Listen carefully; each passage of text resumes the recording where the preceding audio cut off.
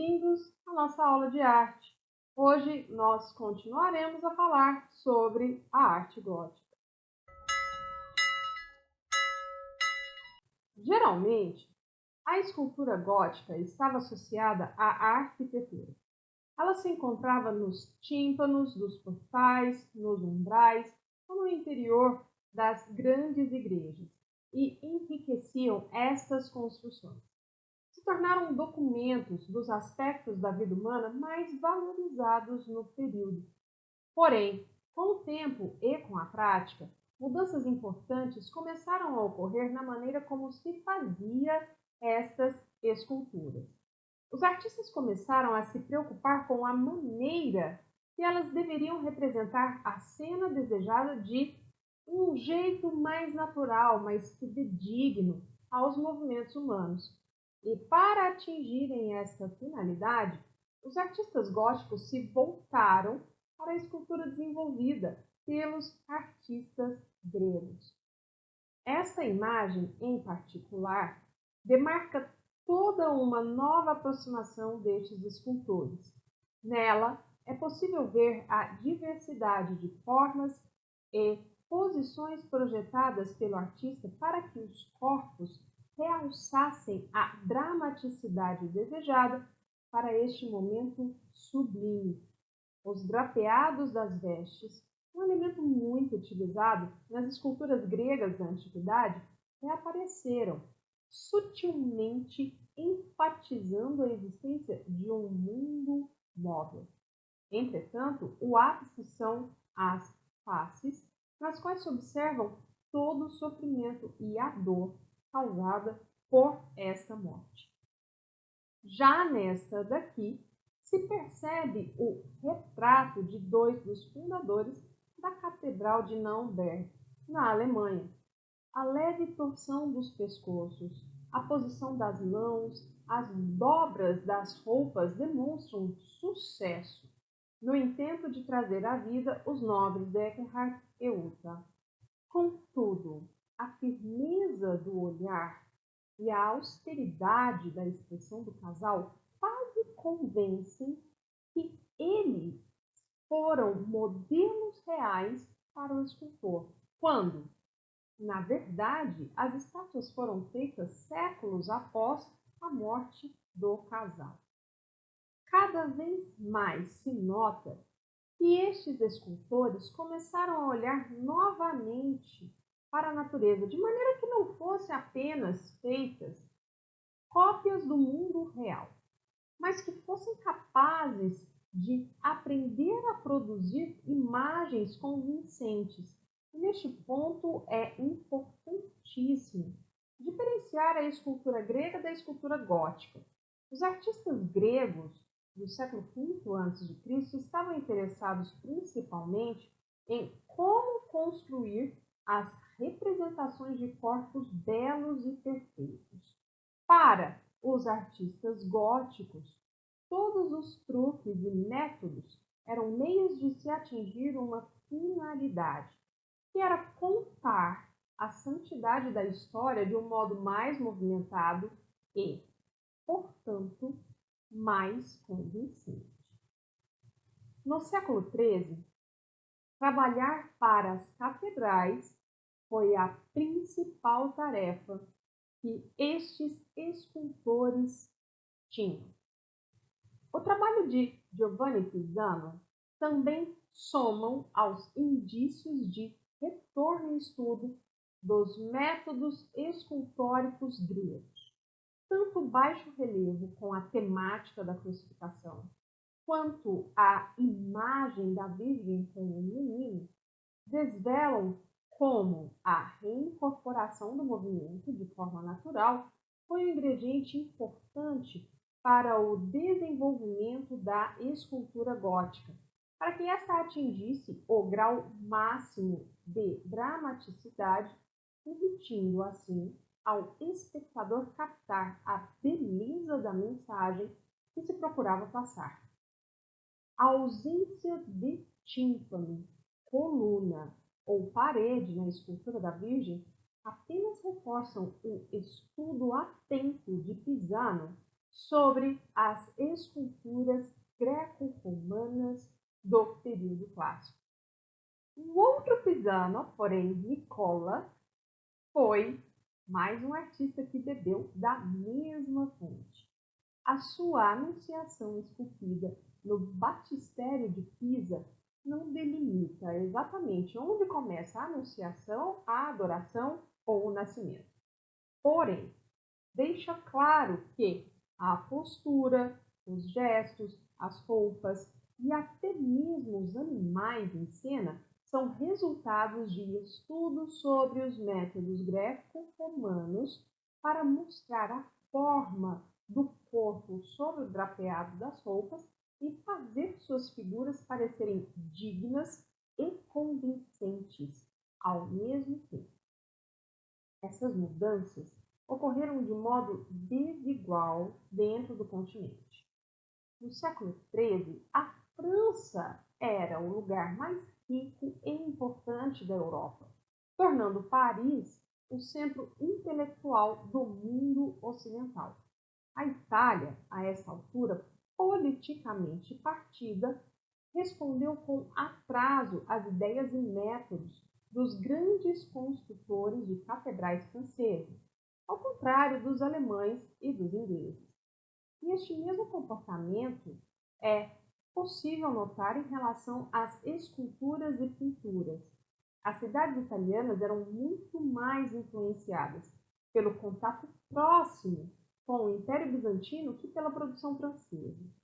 E a Itália assim permaneceu até o final do século XIII, quando finalmente a base cultural bizantina permitiu não só acompanhar o que tinha sido desenvolvido mais ao norte, como ainda revolucionar estes processos artísticos, como veremos a seguir. A pintura gótica desenvolveu-se entre o século XIII e início do século XV, quando seus aspectos começaram a prenunciar o Renascimento. Sua principal característica foi buscar o realismo na representação das figuras. Cabe, neste ponto, lembrar que, enquanto para o escultor representar a realidade era uma tarefa muito mais fácil, afinal, uma escultura já se apresenta em 3 dimensões naturalmente, para o pintor, ele tem que buscar maneiras de como representar a tridimensionalidade sem perder de vista a mensagem em toda a sua carga dramática que ele quer ou precisa passar. Por exemplo, enquanto no século XIII os escultores viam suas obras serem apreciadas graças ao naturalismo das imagens, os pintores mais ao norte da Europa simplesmente desistiram de fazer esse tipo de tentativa, se contentando em arranjar as imagens e cores de forma a contar histórias sem, necessariamente, terem que evocar a fidedignidade das imagens representadas. Cimigitepo, conhecido como Cimabue, foi o primeiro a se preocupar com o realismo na representação de figuras humanas. Este pintor italiano procurou dar movimento às figuras dos anjos e santos através da postura dos corpos e do drapeado das roupas, mas não realizou plenamente a ilusão de profundidade do espaço. Suas obras estão espalhadas em diferentes igrejas e museus italianos, mas as mais importantes foram feitas para a Igreja de São Francisco, em Assis. Nelas ainda é possível ver a influência dos mosaicos e ícones bizantinos. Já Giotto di Bondone, nascido em Florença, tornou-se conhecido por seus afrescos. Suas pinturas mostravam profundidade em superfícies planas, algo até então inédito desde o fim da antiguidade.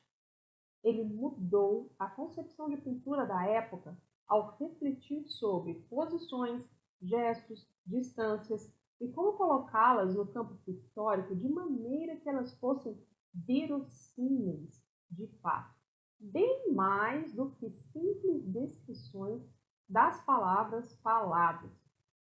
Giotto representou figuras de santos com a aparência de pessoas comuns e que eram os elementos mais importantes das cenas pintadas.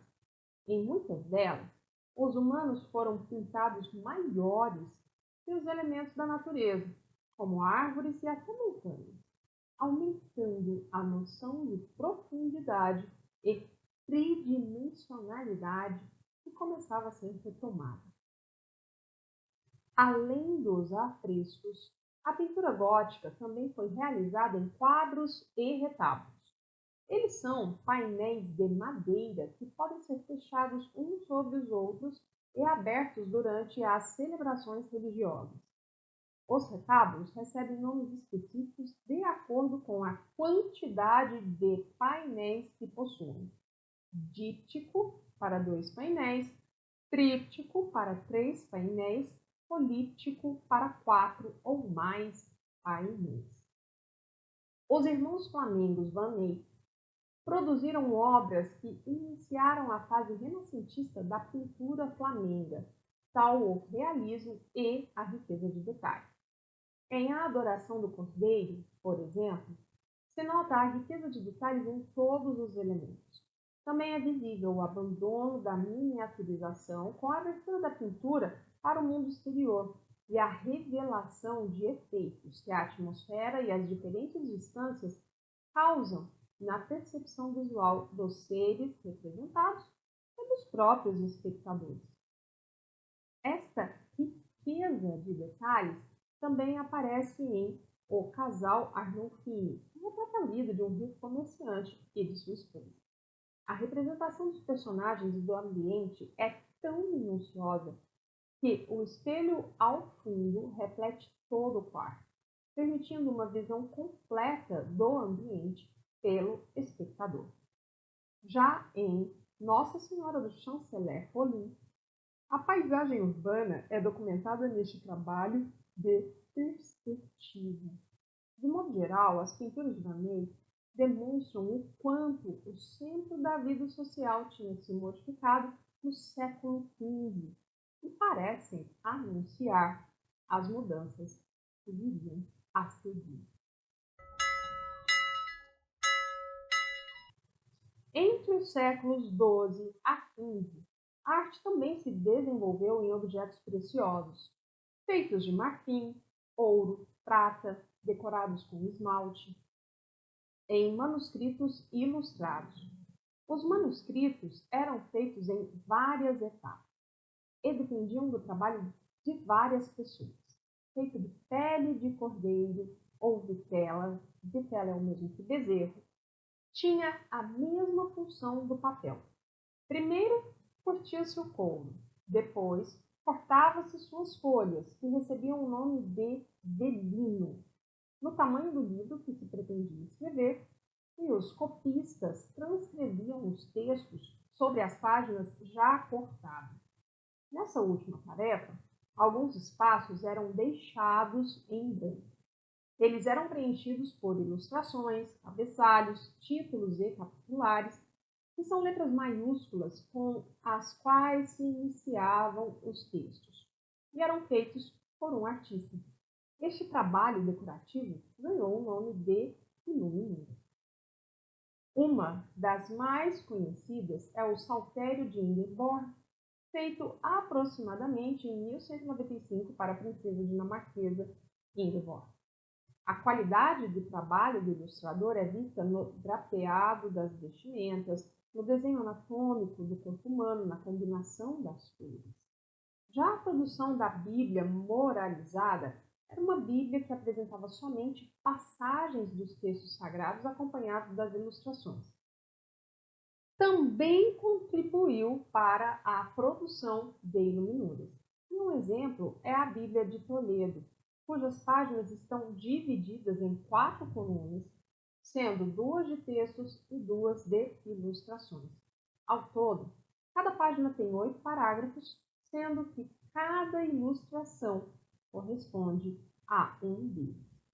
É possível concluir, a partir das iluminuras, que a arte da ilustração ganhava um caráter individualista, já que poucas pessoas possuíam estes trabalhos. Ao mesmo tempo, estes artistas se tornaram tão habilidosos na representação da tridimensionalidade na composição do espaço pictórico que seus trabalhos acabaram por influenciar as criações de alguns pintores deste período. Bem, hoje eu termino por aqui. Quem quiser se aprofundar neste tema, eu deixei nos créditos deste vídeo a bibliografia utilizada para fazê-lo. Beijos, bons estudos a todos e até nosso próximo vídeo.